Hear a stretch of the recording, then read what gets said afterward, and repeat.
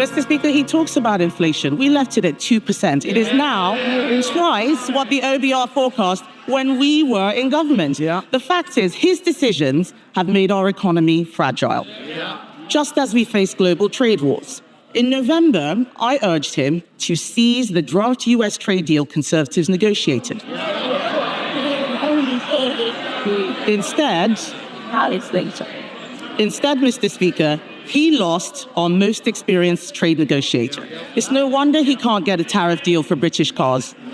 On this side of the House, we secured investments for that industry. £600 million from BMW, £2 billion from Nissan, £4 billion from Jaguar Land Rover. Labour's record is a car industry in crisis, even before tariffs. There are 25,000 more jobs now at risk. He says he's preparing for eventualities. Can the Prime Minister tell us exactly what he is doing to protect the British car industry from his failure to negotiate? Prime Minister. We're taking a calm, pragmatic approach and keeping our feet on the ground. There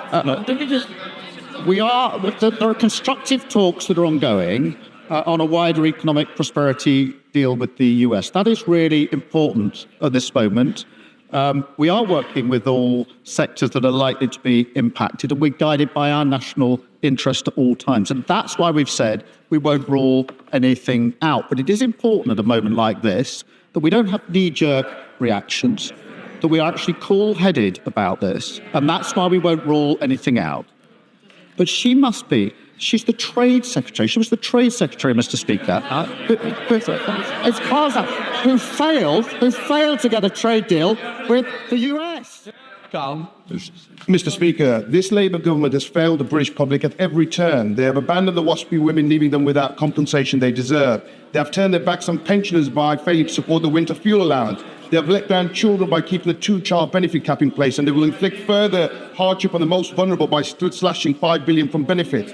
But perhaps the most immediate and visible failure, one that poses an immediate and direct health risk to the people of Birmingham, is the appalling financial mismanagement of Labour-run Birmingham City Council. After more than a decade of Labour control, their incompetence has led to mountains of uncollected rubbish piling up on every street, so vast that it can be seen from satellites orbiting space.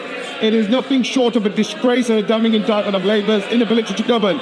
Will the Prime Minister take urgent action to protect the public health and the people of Birmingham by immediately deploying the Order. We're meant to ask a quick question, otherwise no one's going. Prime Minister. I've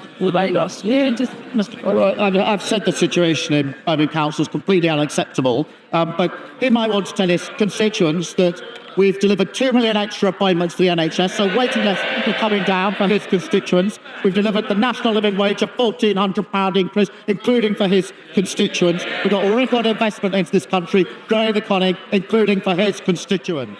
Final question, Alberto Costa. Thank you, Mr. Speaker. Double child rapist and murderer Colin Pitchfork is up for parole for the 5th time. Now, I know the Prime Minister doesn't have any direct control, nor should he, over the parole board, but he does have a view. As I've asked all his predecessors, I now put the question to him. Does he agree with me that men who brutally rape and strangle to death young women should, as a matter of principle, spend most of their natural life in prison? I'm grateful for raising this appalling case, and I absolutely agree with him that there must be maximum penalties for anyone falling into that category. I've seen many of these cases for myself firsthand when I was prosecutor for 5 years working with the police on really terrible cases, and know the impact that it has on victims. I thank him for raising it.